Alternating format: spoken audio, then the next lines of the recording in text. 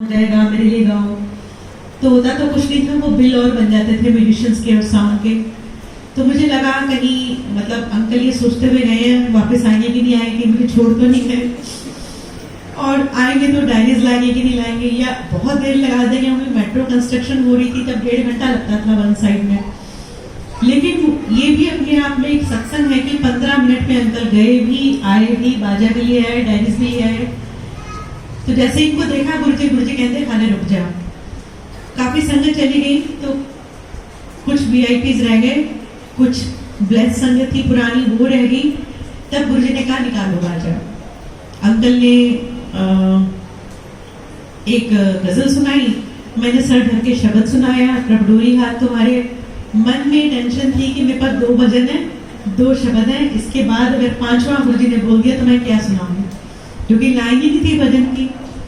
कोई भक्ति भाव जो था भी वो भी इन इवेंट्स वगैरह में निकल चुका था, और अंदर से एक सिंगर भी मर चुका था, क्योंकि कुछ भी गाओ अपने मन का तो आपको पता ही है इवेंट्स में क्या होता है, अरे स्लो नंबर क्यों लगा दिया, कुछ फास्ट लगाओ, कोई डांसिंग नंबर लगाओ। तो लगता था कि यही सब गाना है तो रियाज करने की जरूरत है। म्यूजिक इसलिए सीखा था हमने। बहुत सारी ऐसी कश्मकश मेरे दिमाग में थी, वो चल रही थी कि गुरुजी कहते, मैंने कहा गुरुजी भजन सुनाऊं। गुरुजी कहते वो शब्द भजन सुन के बोर हो गया, सारा दिन वही तो सुनना। तो मैं लता का गाना सुना गई, ओल्ड गया।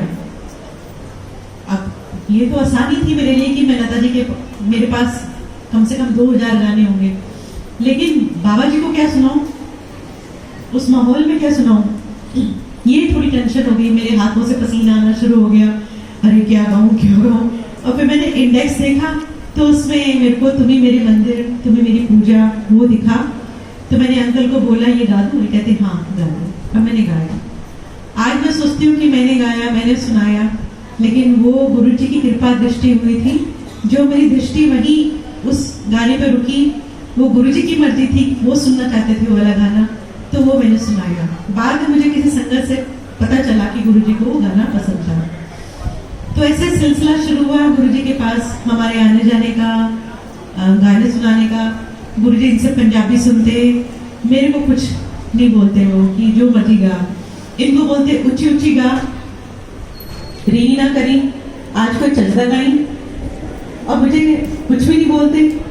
तो मेरी आवाज छोटी सी है, मतलब बिना माइक के आपके पास सिर्फ 4-5 लोगों तक पहुंचेगी। इनकी आवाज बुलंद है, बिना माइक के भी मतलब पीछे तक जा सकती है। लेकिन गुरुजी क्या करते थे, मैं महसूस करती थी कि जैसे मैं गाती हूँ मुझे लगता था गुरुजी सुन भी रहे हैं, तो गुरुजी ऐसे कान कर लेते थे आगे आगे, और इतना गदगद फीलिंग होती थी कि मतलब उनको कोई कमी थोड़ी ना है कि भी वो किसी को भी आवाज देंगे वही आ जाएगा उनके चरणों में हाजिरी लगाने के लिए। ठीक है, इतना प्यार मालिक ने दिया। जब भी कभी आती गुरुजी के दरबार में मेरा मन उदास होता, गुरुजी ना सेटी पे बैठे होते थे, वहीं से पूछते थे की गल है, मुंह क्यों लमकिया पिया, इथे आ। जैसे माँ पूछती है ना बच्चे को, तो गुरुजी को पता था कि इसको इसके डॉक्टरेट पेरेंट्स रहे हैं और बड़ी मुश्किल जिंदगी इसने जी है। तो वो थोड़े समय में गुरुजी ने इतना प्यार दिया कि मैं बाकी सारे तो भूल ही गई अपनी जिंदगी।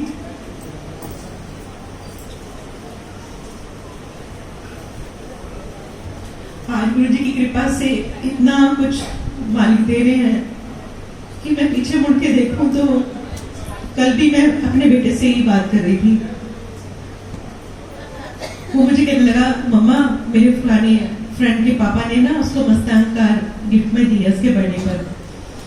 तो मैंने उसकी तरफ ऐसे देखा, कह रहा नहीं मैं आपसे नहीं कह रहा हूँ कि आप भी मेरे को ऐसे करो, मेरे को पता है कितनी हार्ड लाइफ हम लोगों ने देखी है, गुरुजी ने कितना ब्लेस किया है। उस बच्चे के मुंह से सुन के मेरे को इतनी सेटिस्फेक्शन हुई कि मालिक आप इतना ब्लेस कर रहे हो कि बच्चों को पता है कि भी हम कितनी, क्योंकि एक सिंगर के लिए 3 बच्चे पालना, और जब उस समय पर जब डीजे आ गया हो तो बहुत मुश्किल थी, और हम बहुत स्ट्रगल झेल रहे थे।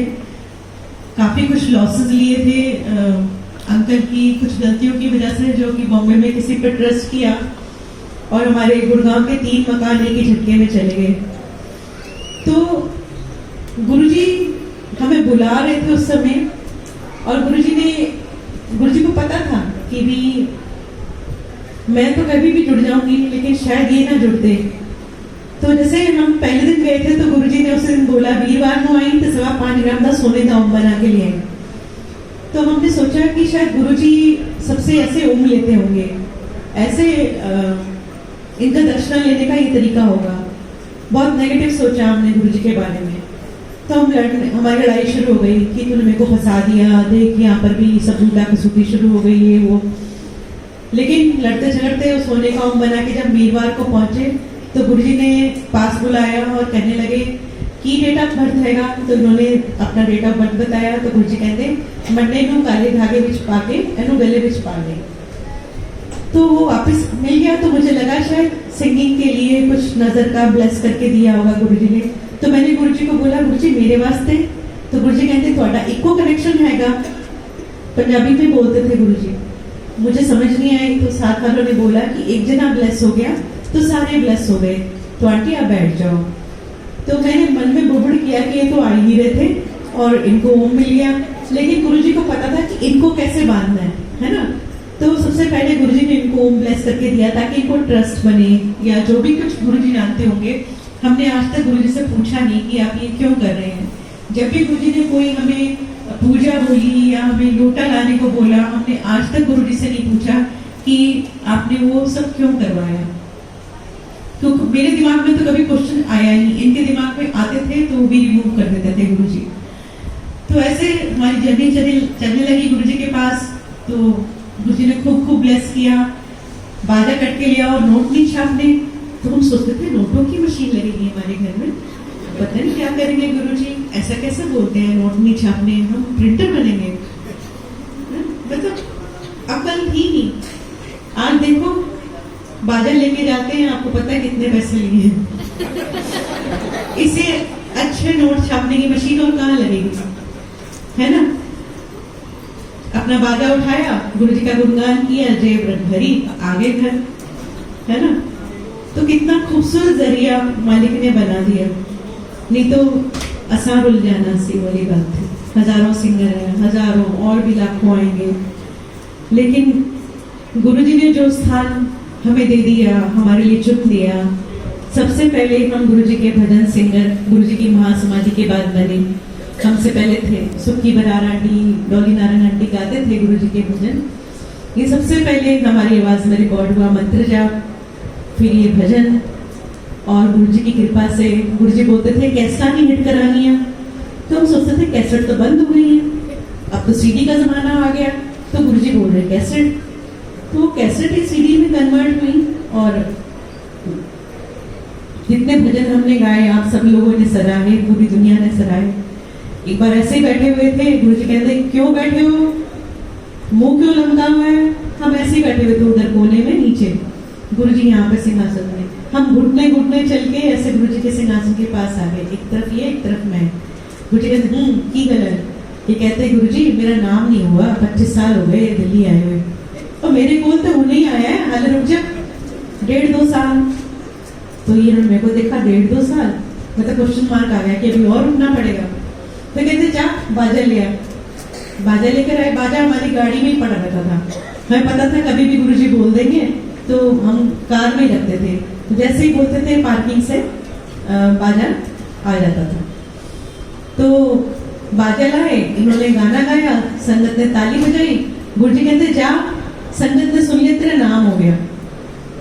20-25 लोग बैठे थे। ये मुझे कार में बोलते हैं कि यार गुरुजी भी कैसी बातें करते हैं, 25 लोगों के सुनने से नाम हो जाएगा, इतनी सी तो संगत है इनकी। उस समय थोड़ी सी संगत थी। तो कहते दुनिया भर में तो हम गाए, इतनी कंसर्ट कर ली, अभी तक तो कुछ हुआ नहीं है, 20-25 लोगों के गाने से सुनने से क्या हो जाएगा। मैंने कहा गुरुजी की लीला गुरुजी जाने।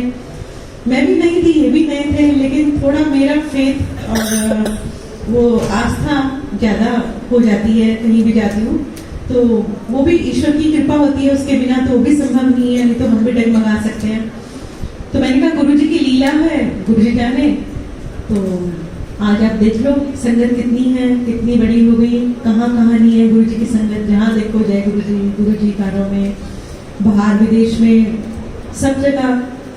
गुरुजी की कृपा से संगत है और इतना खूबसूरत परिवार गुरुजी ने हमें दिया ब्लेस करके। गुरुजी बोलते थे तेरे रिश्तेदार काम नहीं आएंगे, ये परिवार ही तेरे काम आएगा। और गुरुजी ने दिखा दिया साफ साफ, दूध का दूध और पानी का पानी किया। जितने रिश्ते थे सब छोड़ के चले गए, जितने रिश्ते थे सबने धोखे दिए, चाहे वो जम्मू में हो चाहे कहीं भी हो। और अब क्या हुआ कि ब्लेस हो गए, जो मेरा परिवार मुझसे अलग हो गया था, जो मेरे रियल ब्रदर सिस्टर थे जो बचपन में मेरे से अलग हो गए थे, और उसके बाद कुछ फैमिली प्रॉब्लम्स की वजह से वो हमसे नहीं मिलते थे, या मेरी शादी हो गई सिंगर से तो नहीं मिलते थे, बहुत रीजंस थे। तो मैं सोचती थी कि मैंने अपनी तरफ से जो दुख झेले हैं तो वो उनको नहीं पता है, और जो मेरी लाइफ में हुआ है वो मैं किसी को शेयर भी नहीं करना चाहती। तो मेरी जिंदगी अपनी है, मैं अपनी जीऊंगी। तो गुरुजी मिले और गुरुजी न्यू जर्सी में भी पहुंचे। मेरी सिस्टर जुड़ी गुरुजी से, उसके घर हर थर्सडे सत्संग होने शुरू हो गए। आज वो ताज आंटी के नाम से पूरे अमेरिका में मशहूर है, और वो सत्संग करती है। और इस बार 38 सालों बाद वो इंडिया आई और गुरुजी के बड़े मंदिर आई और मुझसे भी मिली। तो गुरुजी ने उसको संगत परिवार बना के मेरे पास वापस लिया। नहीं तो मेरे कर्मों में नहीं था भाइयों का सुख, नहीं था। तो गुरुजी ने उसको संगत बनाया और इंडिया बुलाया वापस और मुझसे मिलाया। तो ये है गुरुजी, क्या नहीं कर सकते। तो मेरे मन में खालीपन होता था कि मेरे बहन भाई, मैं कभी मिली नहीं उनसे, वो मुझसे दूर है ना। एक मेरा भी लाइफ होती, मैं वो लाइफ अलग ही होती है जो अपने ब्रदर सिस्टर होते हैं, अपने पेरेंट्स होते हैं। और किसी पराये को अपना कितना भी बनाना चाहो वो नहीं बन सकता। तो ये होती है लाइफ। तो गुरुजी ने वो सब ब्लेस कर करके मुझे दिया। अभी रिसेंटली मैं सोच रही थी कि मैं बचपन में सोचती थी कि मैं प्लेबैक सिंगर बनूं, लता जी की तरह गाऊं। तो गुरुजी बहुत प्यार करते थे, बोलते थे कुड़ी दी आवाज लता वर्गी है। तो मैं सोचती थी कि अब ना तो मेरी एज है कि मैं जाऊं और स्ट्रगल करूं बच्चे छोड़ के। आपके बोलने से क्या होता है, अब पता नहीं क्या होगा मेरा, है ना। अब गुरुजी की कृपा से भजन सारे पसंद आए आप लोगों को, और गुरुजी की कृपा से एक सपना मेरा पूरा हुआ। क्या ये कि जब मैं छोटी थी, गर्मियों की जब रातें होती थी, समर वेकेशन, तो मैं छत पर सोती थी। मेरे पापा ने मेरे को ट्रांजिस्टर दिया था, तो मैं छाया गीत सुनती थी उस पर रात को 10 बजे। और मैं सोचती थी पता नहीं कब मेरे गाने ऐसे बजेंगे, इसमें कब बजेंगे ऐसे गाने मेरी बहुत इच्छा है। मैं भगवान को तारों में देखती रहती थी और कहती थी कब बजेंगे मेरे ऐसे गाने। ठीक 10 बजे मैंने अभी कुछ दिनों पहले रेडियो ऑन किया, तो उसमें रेडियो गुरुजी, और उसमें मेरे गाने बज रहे हैं। गुरुजी के भजन, मेरा कुछ नहीं है। और इतने आंसू झरे मेरे कि मतलब गुरुजी आपने मेरी ये इच्छा भी पूरी कर दी कि रेडियो मेरे गाने बजे, तो रेडियो ही बनवा दिया अपना। तो ऐसे हैं गुरुजी, इतनी कृपा कि मतलब मेरे पास शब्द नहीं है। और मेरी शायद पूरी जिंदगी थोड़ी पड़ जाएगी अगर मैं करने बैठूं तो। कई बार हम सोचते हैं कि भी ये क्या हो रहा है क्या नहीं हो रहा। अभी मेरे को बैठे बैठे याद आ रहा था पिछले दिनों कि हमारी सेवा थी बड़े मंदिर में बहुत साल पहले। तब किसी को पता नहीं होता था कि हम सेवा करते हैं। मैं, मेरी पूरी फैमिली, छोटा बच्चा भी, हम सब सेवा करते थे, लंगर बनाते थे। तो एक दिन जैसे हमारी संडे को सेवा है, पता नहीं सैटरडे की थी, कभी फ्राइडे लग जाती थी, ऐसे होता था। तो एक दिन हमें संडे भी बुला लिया कि भी आज कोई सेवादार नहीं है, आप आ जाओ। मना तो कर नहीं सकते थे, आ गए। लेकिन हमारा प्लान था कुछ आंटियों का कि हम सरोजिनी नगर मार्केट जाएंगे, ठीक है, और वहाँ शॉपिंग करेंगे। बड़ा मूड ऑफ हुआ, सारी वहाँ बैठ के एक दूसरे का मुंह देखे, रोटी बनाते किया। हमने तो एक प्लान किया था, आज गुरुजी ने तो यहाँ बुला लिया। ठीक वही टाइम जब हम गुरुजी के मंदिर पहुंचे और हमें सरोजिनी नगर मार्केट जाना था, वहां बम फटा। जय गुरुजी ने निकला आपने। आप सोचिए अगर हम शॉपिंग करने गए होते तो हमारा क्या होना था। दिया। तो गुरुजी हमें कहाँ से बचाते हैं। तो जब भी कभी ऐसा हो कि हमें लगे कि भारी मन से हम कहीं जा रहे हैं और गुरुजी हमें बुला रहे हैं, तो इसके पीछे भी कुछ ना कुछ रीजन होता है। तो गुरुजी कहाँ से हमें बचाते हैं ना। चौगिर्द हमारे राम का सुनते हैं।